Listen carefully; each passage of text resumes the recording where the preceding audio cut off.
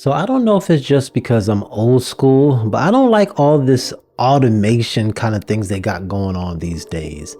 I think about like the autopilot for the plane. Like every time I'm on a plane and I see the pilot running up and down the aisle, smiling, kissing babies and all that stuff, I don't like that. I'm just like, yo, fly the plane. I think about all these Tesla cars where people don't even need to know how to drive no more. These things are just driving themselves. I'm not a big fan of it. So I understand that, it's here to help us do things, but I'm old school and I like to do things myself. Like I even don't even like the dishwasher. Like I like legit washing my own dishes. Like, no, my wife, she doesn't like that. She just says, put it in the dishwasher. If it's in the dishwasher, let it go. You don't have to wash everything. And I'm like, yo, I just like it. I just like the feeling of just doing things. But the thing about these automation kind of things, they're put in place to actually help us. So for example, you think about the pilot. So if they got to fly a 10-hour flight for somewhere, China or somewhere overseas or something like that, that's put in place so they don't got to be focused for that whole time. Like they could legit have it there and just be chilling. Or the Tesla, same example. If you're doing long drives, you don't have to be focused all the time. Or even like I said, the dishwasher, you instead of washing all the dishes, just throw it in there and go ahead and do something else. And it also saves you time. So these things are great. They're able to save us energy, but a lot of the times they mess up. Every time I go to the self-checkout, for some reason, it don't scan all my stuff. I don't know what it is. I don't know if it's user error or not, but I'm scanning. That price is a lot less. I'm just joking. I scan everything. But all these things that are automated, they always don't work. There's always some kind of error in them. But the funny thing about all this automation that I'm not a big fan of is that we actually have automation ourselves. Our automation is called habits. They're used to make our life easy, so you don't always have to be thinking 24/7, but then also there are habits that are not great, like a smoking habit or a drinking habit that can ruin our life. So if you can't actually control your habits, you're not going to be able to control your life. So that's what I want to talk about today. I want to talk about habits. I want to talk about the power of habit and how habits can actually change your life for the better or for the worse. But before I actually go over that, I do want to first introduce myself. My name is Jelan Abrams, and this is the Unknown and Talented podcast. What is a habit? A habit is something that we do repeatedly, and then after time, it becomes automatic. So let's think about it in the morning. The minute you wake up, what's the first thing you do? Do you just press snooze on your alarm, go back to bed? Do you pick up your phone and start scrolling? Do you jump out of bed and automatically spread your bed?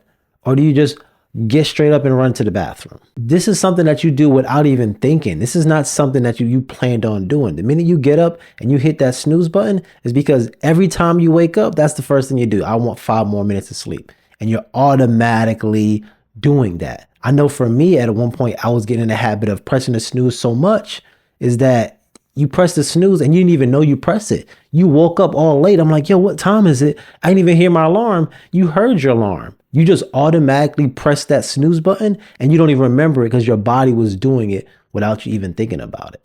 So that's what a habit is. A habit is something that you do without even thinking. So the way habits are formed, they're formed by what we call the habit loop.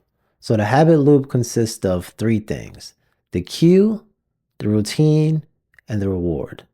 So the first step of that is the cue. The cue is the trigger that makes you think about starting that habit. So for example, we talked about waking up in the morning. So the cue is the alarm going off. So that starts your habit. So whatever you do after that is starts off by that alarm going off in the morning. Or the cue can be the minute you walk past your break room at work, you smell coffee. So now that makes you think about coffee. It makes you want to go get coffee. It's the cue. It's something that actually triggers in your mind. The doorbell rings, you go to the door. Your phone starts buzzing, you go to your phone. So the cue is that thing that triggers your mind to say, hey, it's time to do this thing that we repeatedly do. It's time to start that habit. The next step is the routine. The routine is that automatic thing that you do each time. So the routine could be hitting that snooze button. Because after you got the cue that the alarm went off, your mind automatically hits the snooze without you thinking. When you're passing that break room and you smell that coffee, the routine is to automatically going there and get a coffee. The cue might be, man, I'm so bored.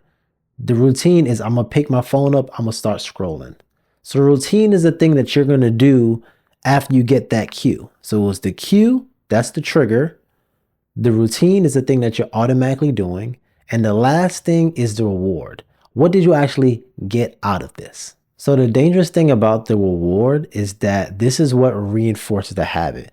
If the reward is really good, every time you have a habit, you're going to continuously do it. So our first example, the alarm goes off, you hit the snooze, your reward is more sleep. So now you wake up, you feel rejuvenated because you got to sleep, because you pressed that snooze button. So now the next time that alarm goes off, you're more likely to press the snooze button because you remember how great you felt after hitting that snooze button. So other examples of this habit loop is smelling coffee. You smell coffee, you drink coffee, now you feel awake. The cue, doorbell rings, you go to the door, you're excited because it's an Amazon package. Cue, your dog barks, you take your dog outside, your dog uses the bathroom, you come back inside, your dog start barking, and you get peace and quiet again.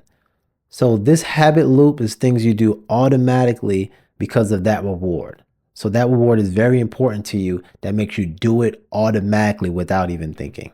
So before I actually continue speaking about everything about habits, I want to actually let you know where my material came from. So this book is called The Power of Habit. It's a great book. This is the second time I'm actually reading it. But if you want a deeper insight of exactly what I spoke about today, definitely check this book out. It's a really good read. I'm going to be breaking it down pretty well, but if you need anything else, you want to read it more to get a lot more examples, read this book. This is really going to help you out a lot. So what I want to do next is break down the science behind habits, like why we actually have habits to begin with. So habits are put into place so we can do mundane tasks without actually thinking about it. So for example, brushing your teeth. That's something that you don't have to think about. You will do it automatically. But when you first brush your teeth, that was something that you had no idea how to do, and you actually had to think before you did it. You know, I'm helping my nephew when he was younger to brush his teeth. He didn't know what he was doing. He just put it in his mouth and just have it sitting there. I'm like, you got to move it around. You got to brush the top, brush the bottom. But this is stuff that we don't have to remember each time. So now it's a habit. So the minute you put that toothpaste on your toothbrush, now your body already remembers how to do it. If you think about the saying, it's just like riding a bike. Because the minute you learn how to do it, you don't have to relearn it. But when you first learned how to ride a bike, it was hard. You didn't know how to pedal right. You probably fell down a few times. But after you learn it, your body created habits of knowing exactly what to do the minute you get on that bike. You remember exactly what to do the minute you get in the car to drive the car. Things like that you don't forget. So we have the habits of remembering how to do these things so we don't have to keep learning new things over and over and over again. Once we learn it once, we have the habit of doing it, and now we're good to go. So I'm gonna get a little nerdy on y'all real quick, okay? So I'm gonna talk about your brain. So the part of your brain called the basal ganglia, that's a section of your brain that holds all things complex, and it holds it there and remembers how to do it. So when you do it again, it's easy. So for example, I recently had to help my sister. She has a restaurant. So I had to help her with the cash register at the restaurant. I never worked in retail. I never worked in fast food. I had no idea what I was doing. I was clicking buttons and I'm like, I don't know what any of these things do. But then there's some people that the minute they are behind a register, they know all the buttons they click, they can do it in 2 seconds. That's because their brain remembers the habit of doing it, and now they do it automatically. But somebody like me that's never done it, I'm going to have to learn it for the first time. So that's not something that was remembered in my brain to do. So our brain doesn't want to work hard every single time it does stuff.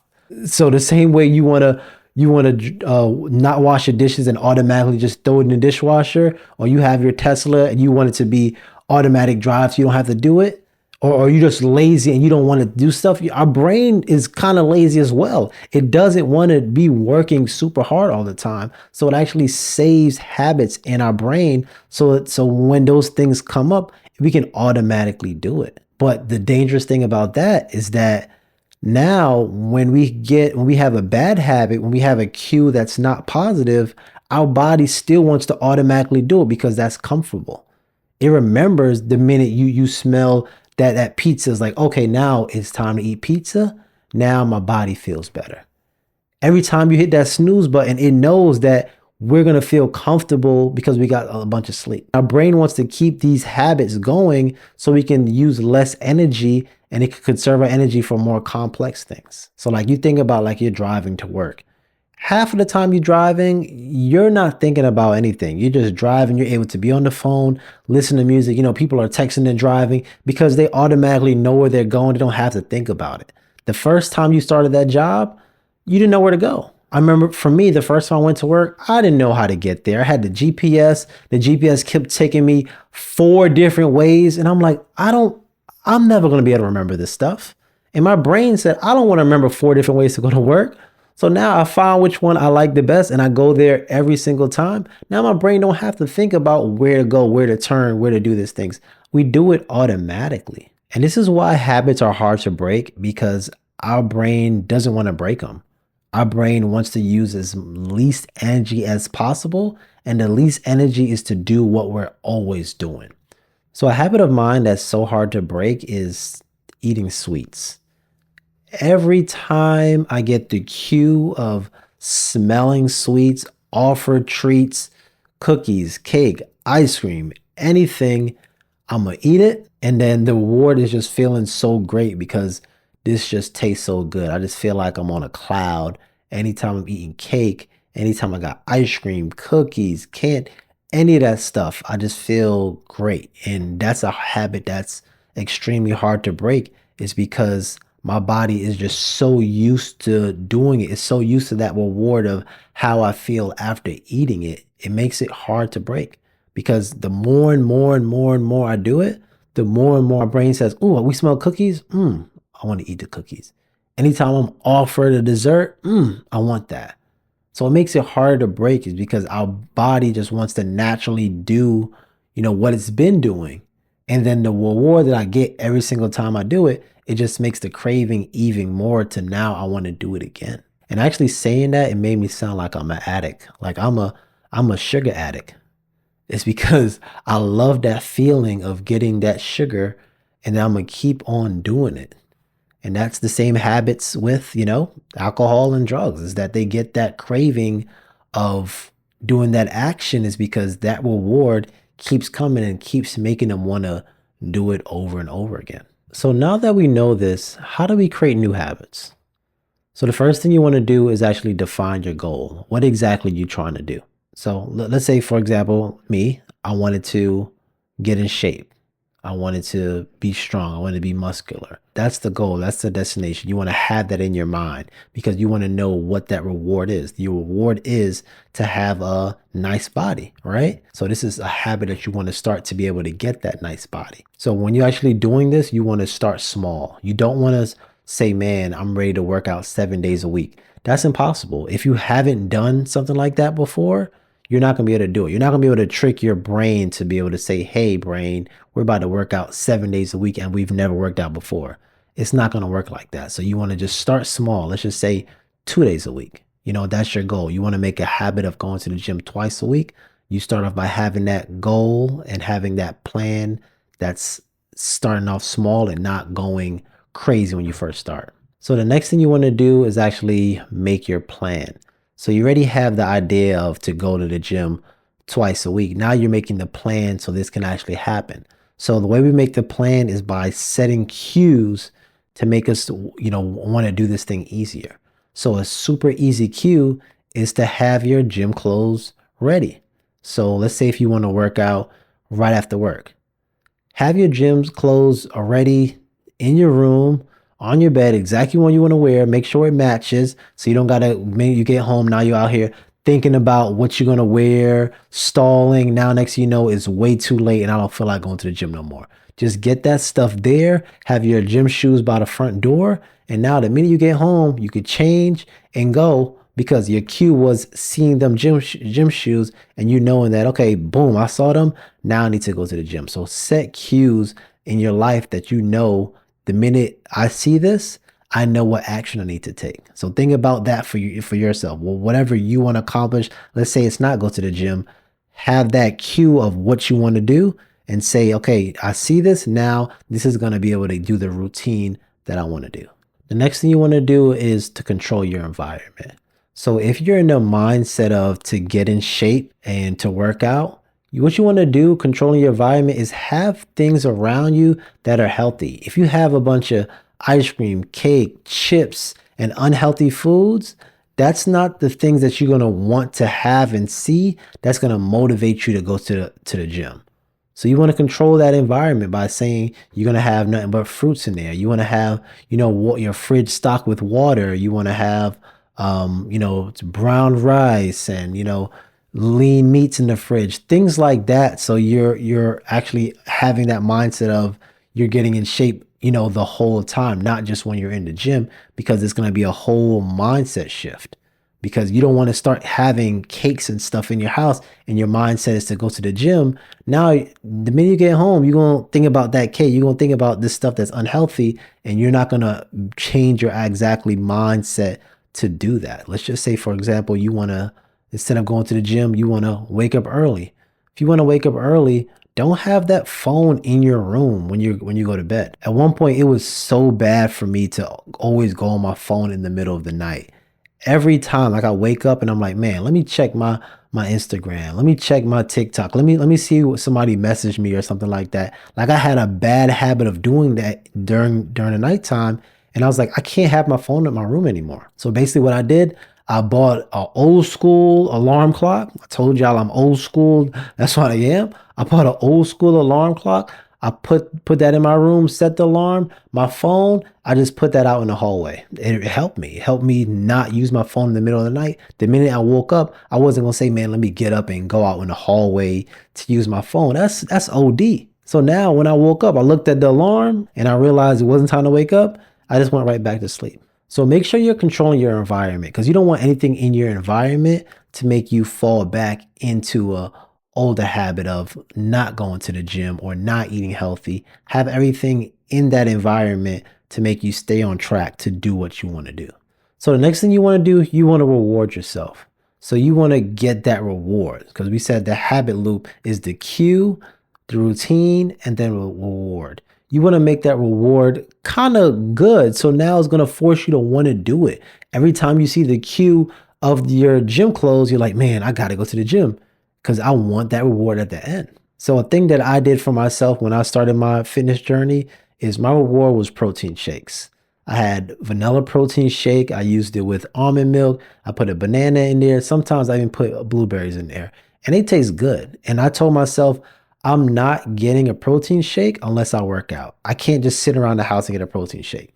I had to work out to get that protein shake. So every time I worked out, at the end of the workout, I drank a protein shake. And I'm like, man, that was good.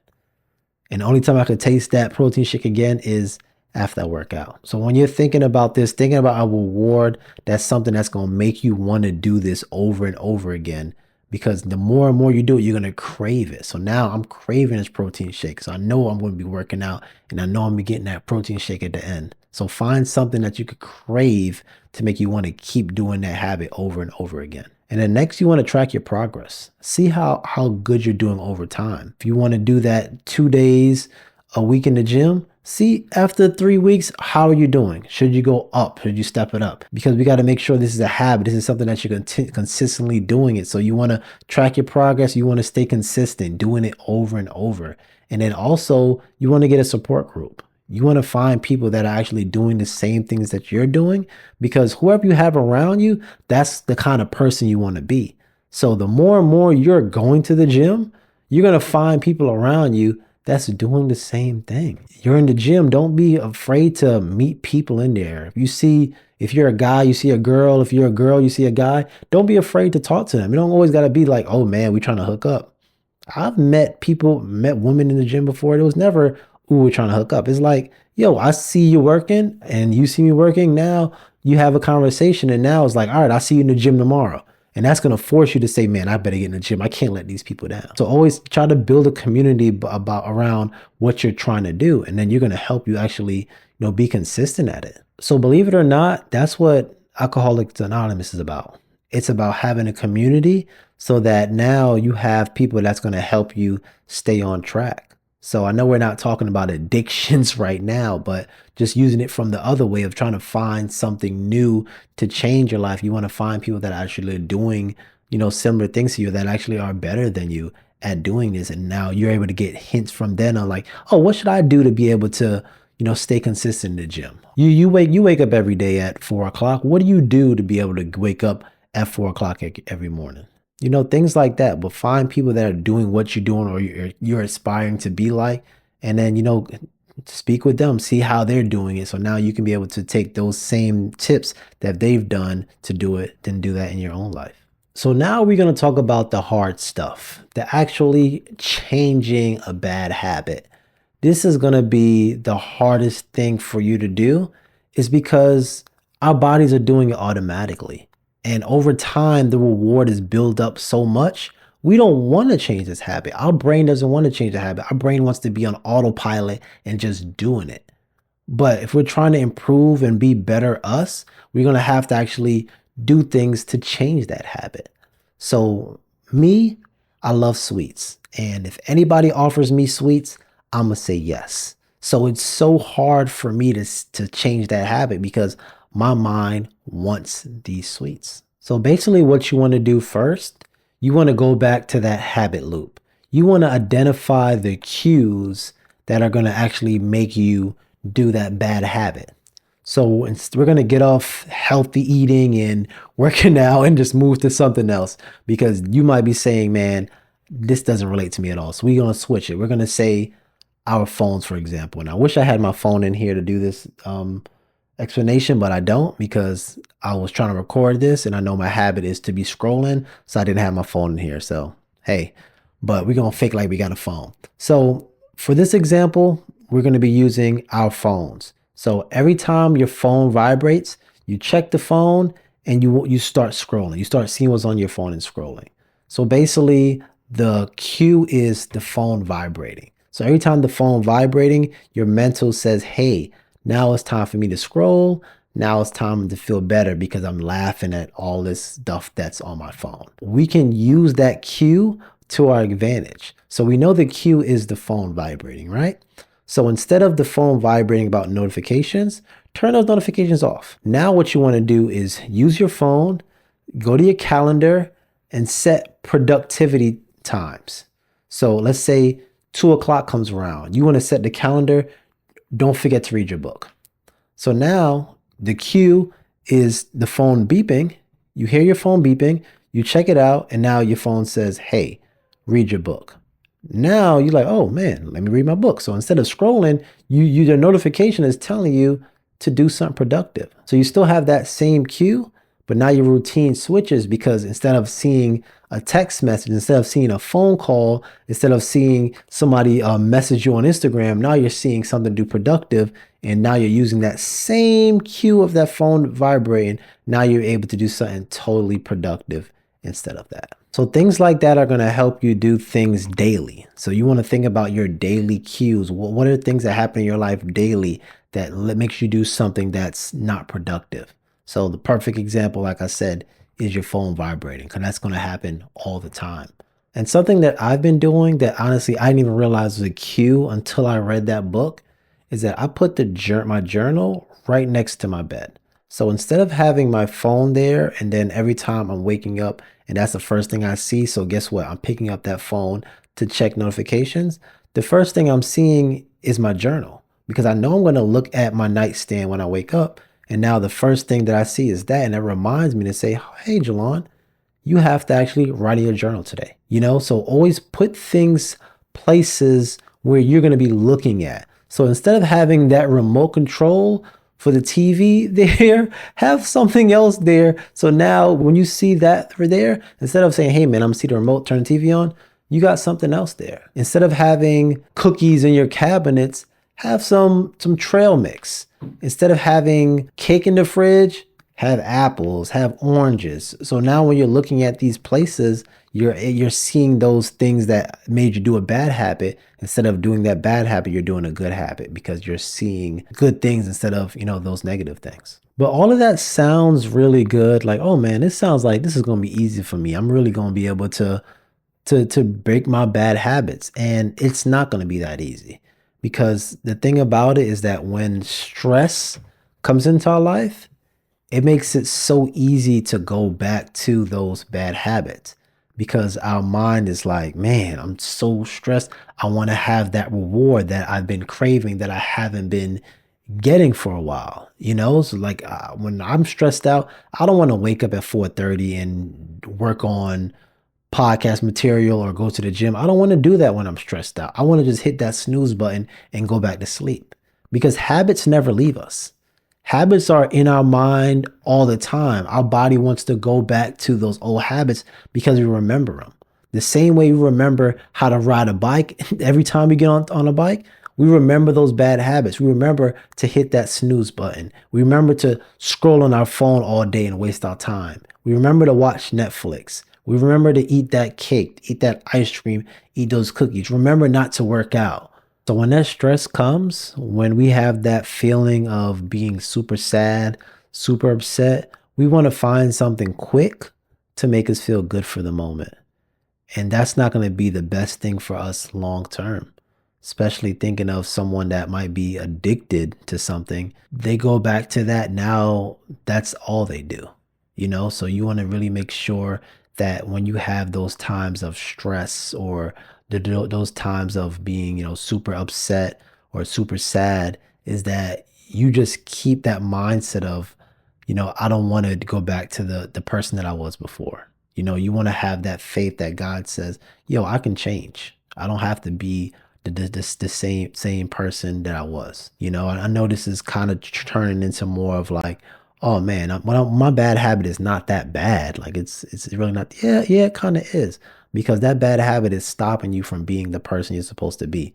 That bad habit is stopping you from having that life that you're supposed to have. It's stopping you from getting those blessings that God has in store for you. So you need to break these bad habits that you have. So they're very serious. So like I said, if you are stressed out, if you're upset, you're sad, stick to the game plan of, doing those good habits. Don't pick back up those bad habits that you have, because you're not going to be able to get that life that you desire. So this last part of this episode is honestly just extra. This is something that I wasn't aware of. This is just how businesses use your habits against you. They pretty much use your habits to sell you. So when you go in a grocery store, they have cameras all over the place, right? What do you think those cameras are used for? To make sure nobody's stealing, right? No. They're actually there to study you. They want to study what a customer does when they go in the store. So when you go in the store, you most likely go to the left or go to the right. Are you most likely to spend a certain amount of time in this aisle over the next aisle? If we put stuff on the end cap, are they more likely to buy it at the end cap or buy it in the middle of the aisle? All these things are there just to study, just to know product placement and where's the best places that people are going to buy things. And it uses against you.